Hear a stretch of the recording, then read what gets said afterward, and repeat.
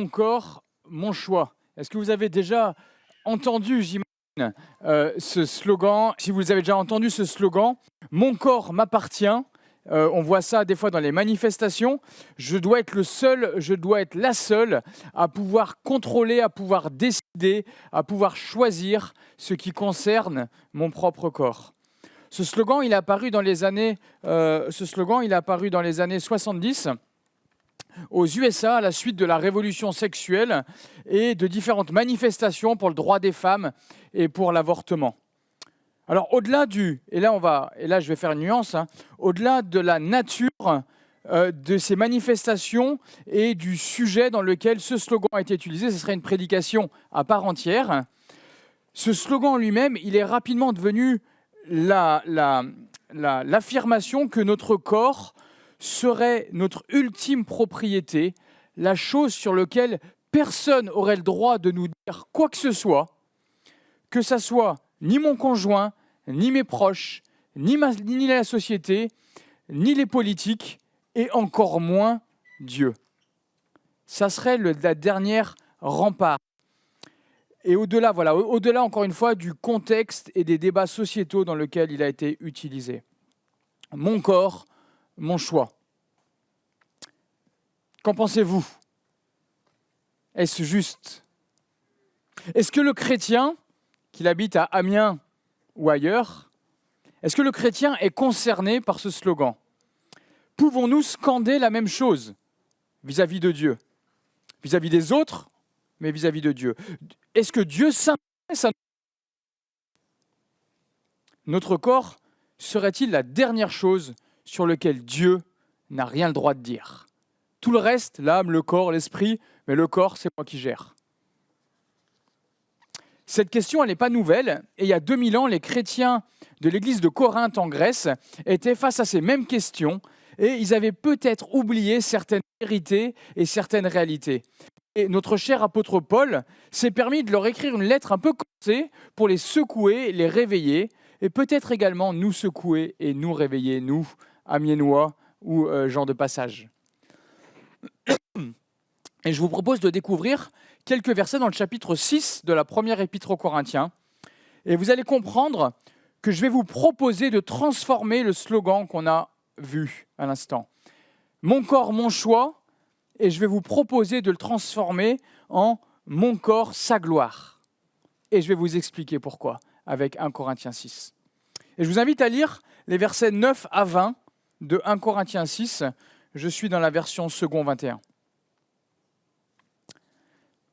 À partir du verset 9, donc, « Ne savez-vous pas que les injustes n'hériteront pas du royaume de Dieu? Ne vous y trompez pas, ni ceux qui vivent dans l'immoralité sexuelle, ni les idolâtres, ni les adultères, ni les travestis, ni les homosexuels, ni les voleurs, ni les hommes désireux de toujours posséder plus, ni les ivrognes, ni les calomniateurs, ni les exploiteurs n'hériteront du royaume de Dieu. Et c'est là que vous étiez, certains d'entre vous. Mais vous avez été lavés, vous avez été déclarés saints, mais vous avez été déclarés justes au nom du Seigneur Jésus-Christ, par l'Esprit de notre Dieu. » Verset 12. « Tout m'est permis. Mais tout m'est pas utile. Tout m'est permis, mais je ne me laisserai pas dominer par quoi que ce soit. Les aliments sont pour le ventre, et le ventre pour les aliments, et Dieu détruira l'un comme l'autre. Mais le corps n'est pas pour l'immoralité sexuelle, il est pour le Seigneur, et le Seigneur est pour le corps. Or Dieu, qui a ressuscité le Seigneur, nous ressuscitera aussi par sa puissance. Ne savez-vous pas que vos corps sont les membres de Christ? Prendrais-je les membres de Christ pour en faire les membres d'une prostituée? Certainement pas. Ne savez-vous pas que celui qui s'unit à la prostituée est un seul corps avec elle? En effet, il est dit, les deux ne feront qu'un. Mais celui qui s'unit au Seigneur est un seul esprit avec lui. Fuyez l'immoralité sexuelle. Tout autre péché qu'un homme commet est extérieur à son corps, mais celui qui se livre à l'immoralité sexuelle pêche contre son propre corps. Verset 19. Ne savez-vous pas, votre corps est le temple du Saint-Esprit qui est en vous et que vous avez reçu de Dieu. Vous ne vous appartenez pas à vous-même, car vous avez été rachetés à un grand prix. Rendez donc gloire à Dieu dans votre corps et dans votre esprit qui appartiennent à Dieu. Première partie,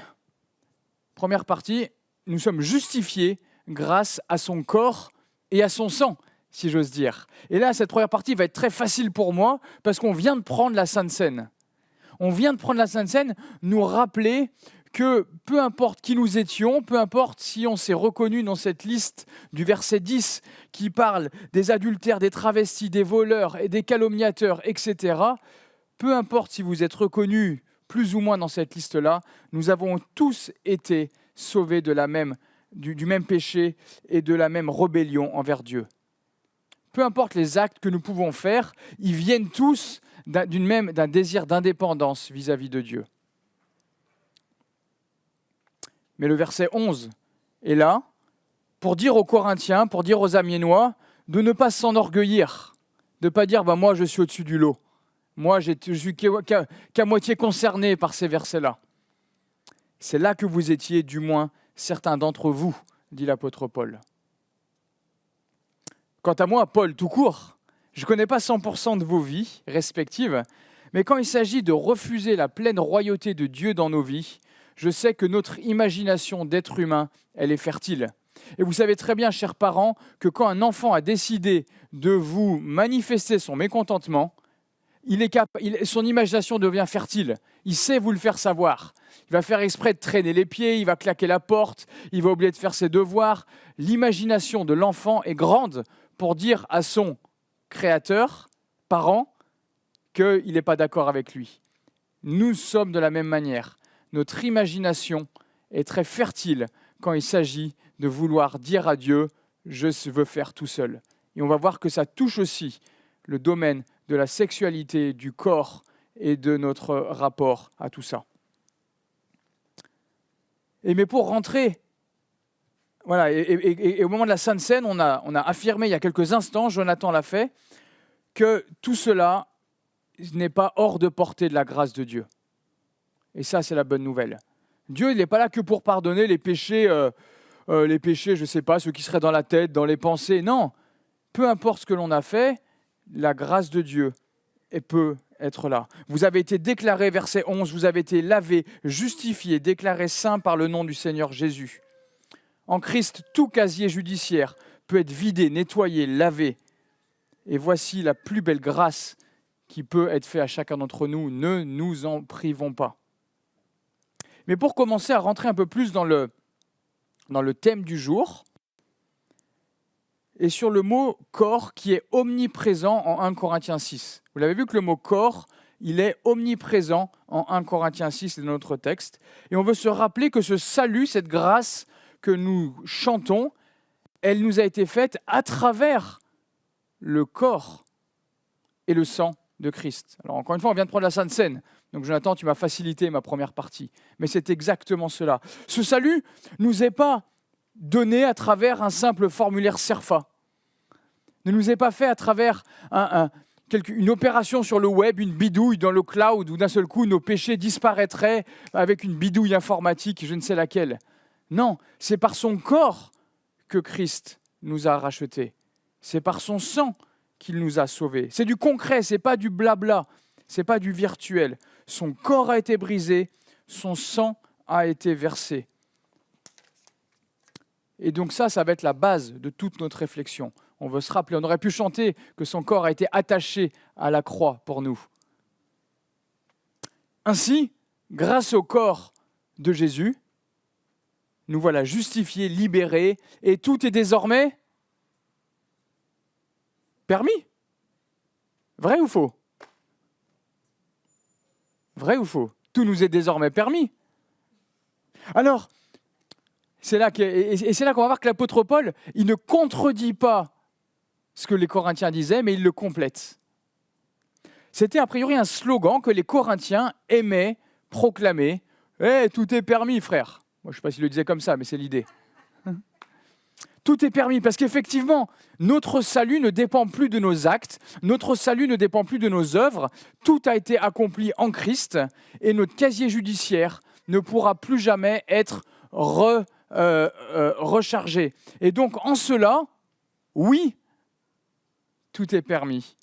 Nous sommes libres. Et l'apôtre Paul ne contredit pas frontalement les Corinthiens, mais il se permet de compléter ce slogan.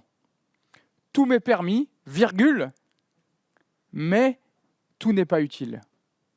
Tout est permis, mais je ne me laisserai pas dominer par quoi que ce soit.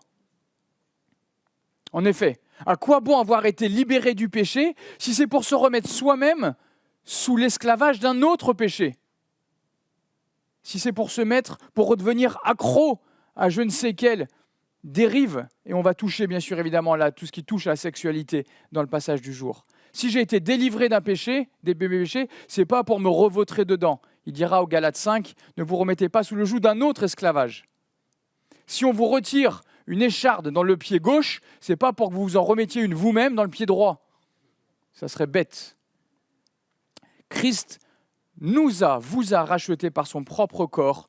Notre propre corps doit le refléter et servir sa gloire.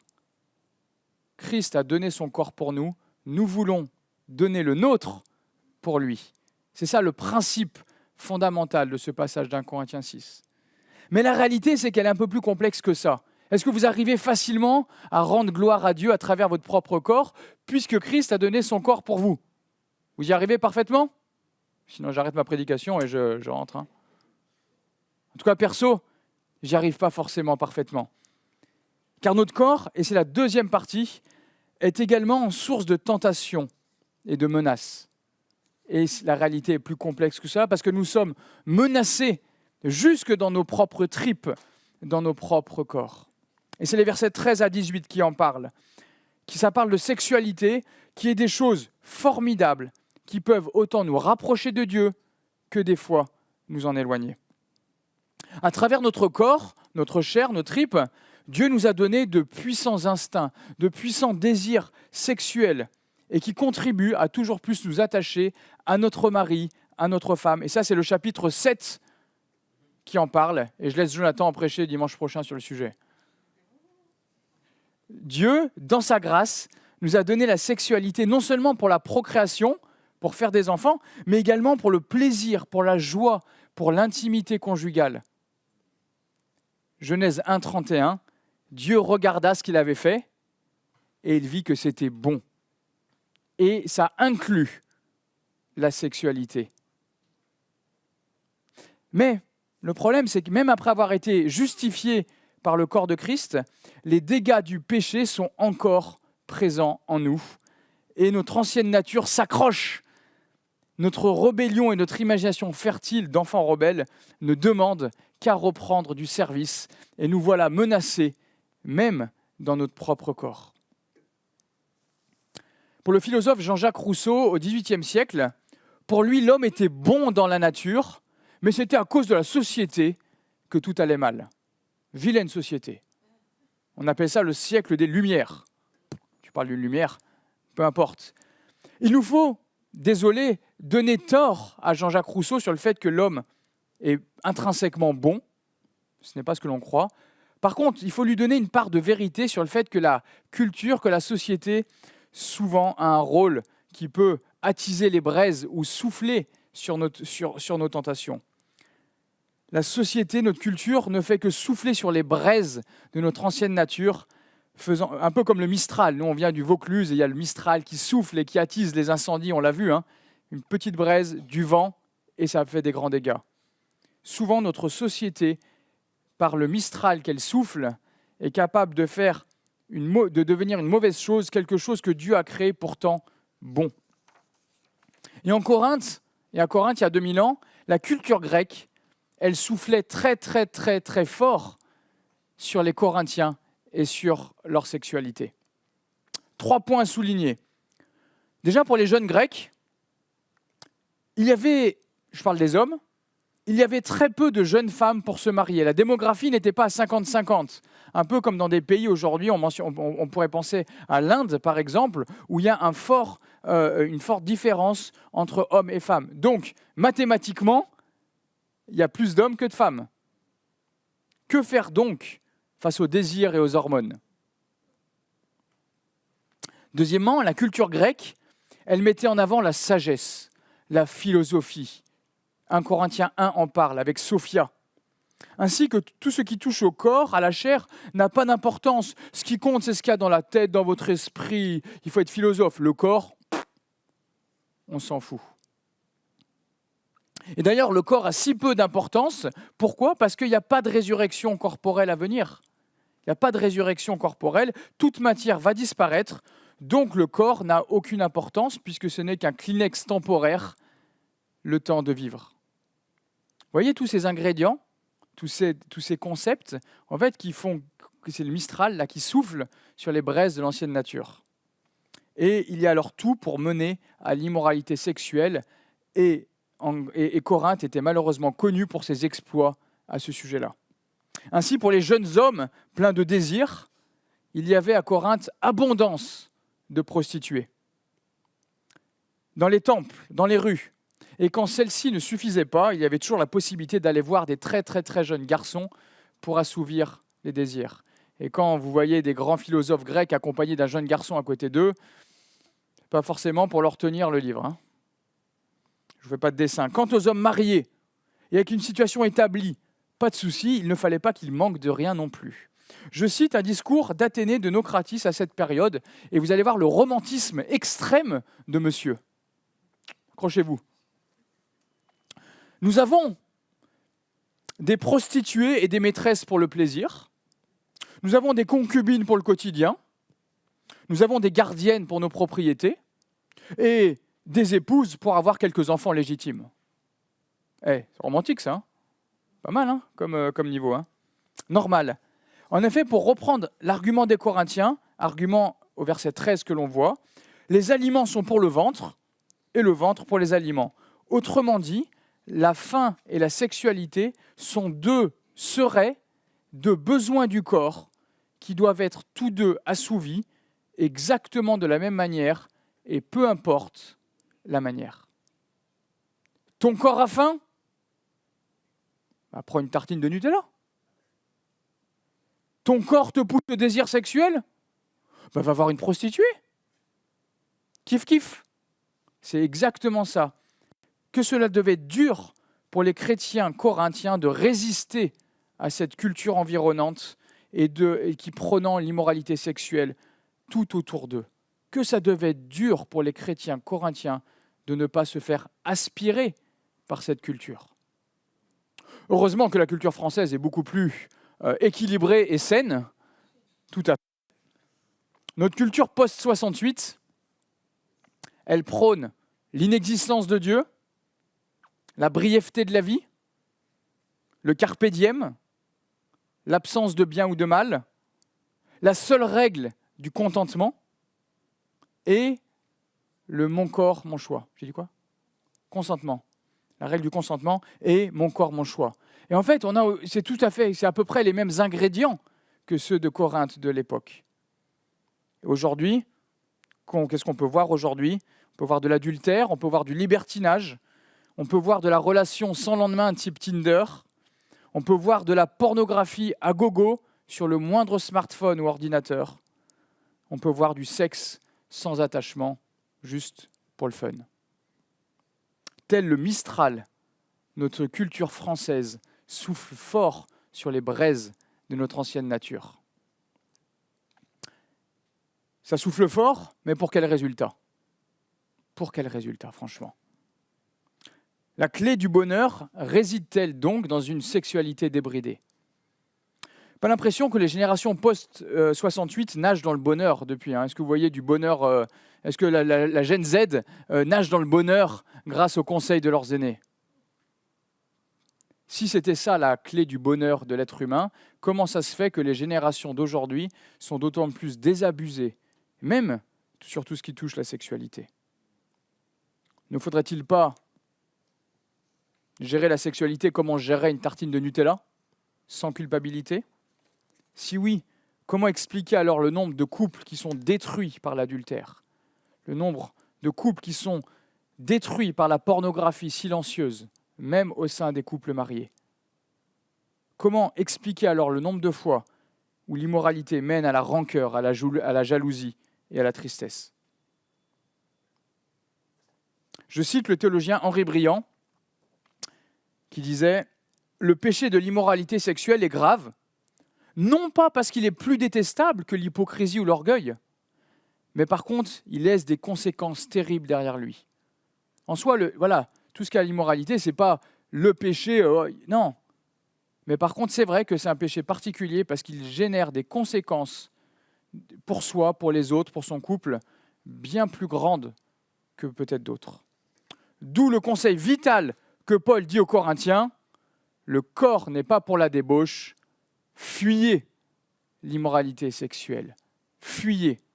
D'où ce conseil bête et méchant, fuyez. Et pour secouer les chrétiens à Corinthe, l'apôtre Paul aurait pu s'y prendre de plein de manières. Il aurait pu leur rappeler les commandements de l'Ancien Testament, les interdits de la loi sur l'immoralité. Il y a tout ce qu'il faut chez Moïse pour cela. Ce n'est pas ce qu'il fait l'apôtre Paul. Le contenu de ces commandements reste instructif, mais dans la Nouvelle Alliance, Dieu veut parler à notre intelligence renouvelée pour distinguer ce qui est bon, utile et sage. L'Esprit est désormais en nous, en vous, et nous avons tout pour discerner ce qui est utile ou non. Alors, pour convaincre ses lecteurs, qu'ils soient corinthiens ou amiénois, l'apôtre Paul n'assène pas des commandements à la mitraillette, mais rappelle différentes vérités, différents principes spirituels pour expliquer aux Corinthiens pourquoi il faut fuir l'immoralité sexuelle. Première réalité dont on a déjà parlé, la sexualité engage la totalité de notre corps, de notre esprit. Ce n'est pas aussi anodin qu'une tartine de Nutella. Verset 16, « Ne savez-vous pas que celui qui s'unit à la prostituée est comme un seul corps avec elle ?» C'est pas rien. Ça engage tout le corps et l'esprit. Deuxième réalité dont Paul parle au verset 14, la résurrection à venir. Nos corps physiquement ne sont pas qu'un Kleenex temporaire, éphémère, dont la mort signifiera la fin de tout, et comme le croient bon nombre de Corinthiens, et comme le croient bon nombre de Français aujourd'hui. La résurrection de Christ est prémisse de la nôtre, et c'est bien une résurrection corporelle, non seulement en esprit, de manière virtuelle dans le cloud, mais pour de vrai, dans nos corps. D'ailleurs, 1 Corinthiens 15, c'est bien aux Corinthiens que Paul prend la peine de défendre la réalité de la résurrection. C'est bien aux Corinthiens qu'il le fait, chapitre 15. La résurrection est une réalité à venir, et donc ça a des conséquences aujourd'hui sur la manière dont on conçoit notre propre corps. Et pour convaincre les Corinthiens, et nous je l'espère, l'apôtre Paul aborde deux dernières réalités spirituelles, et c'est notre dernière partie, troisième partie, et je relis à partir du verset 19. « Ne le savez-vous pas, votre corps est le temple du Saint-Esprit qui est en vous et que vous avez reçu de Dieu. Vous ne vous appartenez pas vous-même, car vous avez été rachetés à un grand prix. Rendez donc gloire à Dieu dans votre corps et votre esprit qui appartiennent à Dieu. » Nous n'avons pas seulement été justifiés par Dieu, déclarés justes grâce à l'œuvre de Christ, nous avons aussi été rachetés, nous dit le texte du jour. Justifiés, rachetés, ce sont des mots synonymes, mais pas égaux, qui contiennent chacun une nuance. Et les experts en vocabulaire que vous êtes connaissez déjà la réponse. Le premier, justifié, on l'avait vu, première partie, ça fait appel au vocabulaire judiciaire, à un casier judiciaire vierge, à une décision officielle d'un juge. Le second, racheté, ça fait référence au vocabulaire du marché, et pour être précis, du marché aux esclaves. Racheter un esclave à un ancien maître, c'était payer une forte somme pour en faire son propre esclave, son propre serviteur. Donc là, on quitte le palais judiciaire et on arrive sur le marché aux esclaves. D'où le verset 19. « Vous ne vous appartenez plus à vous-même. » Vous ne vous appartenez plus à vous-même. Cette affirmation est forte et là est pour nous rappeler que Dieu ne nous a pas seulement rachetés pour qu'on soit libre de gambader et de faire ce que l'on veut. Il nous a rachetés pour devenir notre nouveau maître. Alors un maître au joug doux et léger, mais un nouveau maître malgré tout. Un maître qui nous a rachetés, non seulement notre esprit, notre âme, notre cœur, mais aussi notre corps, notre chair, nos membres, et tout ce qu'on peut en faire avec. Rendez donc gloire à Dieu dans votre corps et votre esprit qui appartiennent tous deux à Dieu, parce que nous sommes rachetés, y compris dans notre propre corps. Et pour attester cela, qu'il est notre nouveau maître, Dieu ne nous a pas gravés au fer rouge, il ne nous a pas mis un QR code sur le front, mais il a mis son esprit en nous. Et c'est ce que nous rappelle l'apôtre Paul dans ces versets-là. Notre corps devient le temple du Saint-Esprit, de son esprit. Dieu décide d'être symboliquement présent, non pas dans un bâtiment fait de pierre et d'or du côté de Jérusalem, mais dans la vie, dans le corps de millions de chrétiens du côté de Corinthe, du côté d'Amiens, du côté de Cavaillon et du côté d'Antibes et je ne sais où. Alors, comment pourrions-nous faire n'importe quoi avec notre propre corps ? C'est son temple et c'est de là dont il veut briller. Son esprit en nous n'est pas un poids, un fardeau, mais une grâce, également un don pour faire grandir son fruit en nous, un fruit de l'esprit qui inclut, Galates 5, la maîtrise de soi. Et la maîtrise de soi, c'est pas seulement dans les pensées, dans votre esprit, mais également dans vos corps, dans vos désirs, dans vos pulsions, dans vos fantasmes, dans vos tentations, dans votre chair. Rendez donc gloire à Dieu dans votre corps.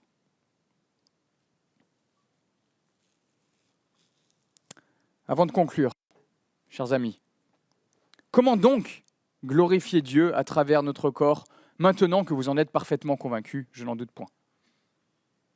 Comment faire ? Je dirais qu'il y a 3 extrêmes à éviter. Et si déjà on évite ces 3 extrêmes, on a fait 99% du job. Le premier extrême, on l'a vu, c'est le laxisme dans lequel les Corinthiens étaient. On en a beaucoup parlé. Donc déjà, si vous évitez le laxisme, déjà, ça fait déjà une bonne partie du boulot. Le deuxième extrême à éviter avec son propre corps, c'est que Dieu ne méprise pas le corps. Alors ne le dénigrons pas non plus à travers tout rigorisme ou ascétisme inutile. Ça ne glorifie pas Dieu. Maltraiter son corps, le punir peut être vu comme une marque de spiritualité. C'est une erreur. C'est ce qu'ont fait les Cathares au XIIIe siècle du côté des Pyrénées. Et celle aujourd'hui, on peut donner l'impression d'être spirituel ou on veut glorifier Dieu à travers différentes pratiques, en le privant de certains de ses besoins, en le faisant jeûner plus que de raison, en ne lui accordant pas de repos, en le sursollicitant, en l'abîmant, en le polluant, en le laissant dépérir. 1000 manières de ne pas glorifier Dieu à travers son propre corps. Dieu ne dénigre pas nos corps, ne les dénigrons pas non plus. Mais dernier extrême, notre corps n'est pas non plus le centre du monde.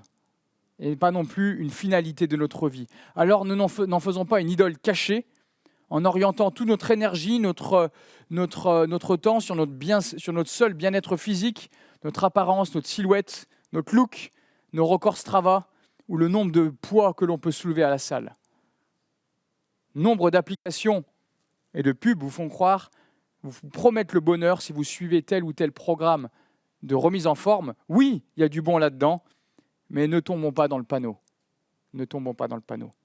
Glorifier Dieu dans nos propres corps, c'est éviter déjà les extrêmes. Ni rigorisme, ni laxisme, ni idolâtrie.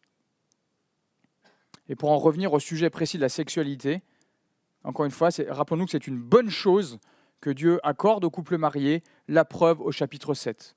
Ne vous en privez pas, dira même l'apôtre Paul. Mais ici, 1 Corinthiens 6, dans le chapitre du jour, Paul commence surtout par dire « Fuyez l'immoralité sexuelle. Fuyez l'immoralité sexuelle. » Tel Joseph devant la femme de Potiphar, qui part en courant, il ne négocie pas. Tel le randonneur que je suis devant un patou déchaîné dans les Alpes, on ne réfléchit pas, on ne négocie pas avec le patou. Tel Frodon devant le Balrog dans Le Seigneur des Anneaux. On ne négocie pas devant un Balrog. Et on fuit, pauvre fou. Concrètement, fuir, qu'est-ce que ça veut dire? Ça veut dire ne pas se mettre dans des situations glissantes où l'immoralité n'attend que cela. Ne tendez pas votre mollet au patou. Qu'est-ce que ça veut dire? Quand vous vous enfermez seul dans votre chambre avec votre téléphone, là, vous êtes en train de tendre un orteil au patou, là. Quand vous avez une discussion un peu trop profonde ou personnelle avec une collègue ou un voisin du sexe opposé, vous êtes en train de tendre un deuxième orteil au patou. Quand sur votre ordinateur, sur votre smartphone, vous n'avez ni filtre parental, ni filtre sur votre smartphone ou autre, là aussi, vous tendez un autre orteil au patou. Quand vous allez dormir, juste pour une nuit, chez tel ami, avec un en fonction, voilà. Là aussi, vous jouez avec le feu. Plein de situations dangereuses à éviter durant lesquelles on veut rester maître de soi, grâce à son esprit en nous, et Dieu en sera glorifié.